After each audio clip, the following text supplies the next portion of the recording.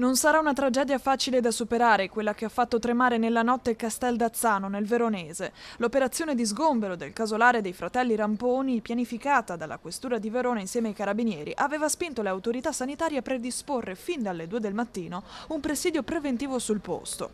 L'esplosione, del tutto inaspettata, ha poi fatto scattare immediatamente il piano di maxi emergenza. È stata una notte impegnativa, diciamo, ecco, è stata una notte impegnativa perché erano già sul posto i nostri del SUEM 118 per un'operazione che era in qualche modo programmata e che però non ci aspettavamo che accadesse poi quello che è accaduto.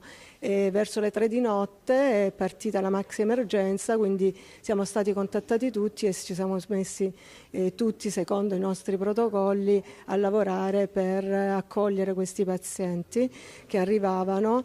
In totale sono stati 19, 8 al Borgo Roma, 9 a Borgo Trento, gli altri distribuiti sul territorio. Il SUEM 118 dell'azienda ospedaliera universitaria integrata di Verona era già operativo con un'automedica, un'ambulanza e una base logistica, il che ha permesso il rapido trasferimento delle vittime in ospedale. Il trauma ha avuto un'energia molto importante, molto devastante, per cui sono associate le lesioni da fumo, da fiamme, a quelle poi all'esplosione, per cui molte persone sono state eiettate e a diversi metri di distanza dal luogo, per cui sono traumi ad energia molto molto importante. Una notte difficile anche per i colleghi che hanno dovuto assistere inermi alla scena. Sono giovani e quindi coinvolti anche loro in relazioni di amicizia, di collaborazione, di lavoro insieme, per cui è stata una notte pesante anche per loro, non solo dal punto di vista fisico ma anche dal punto di vista emotivo. Ho parlato con i militari, con i medici dei carabinieri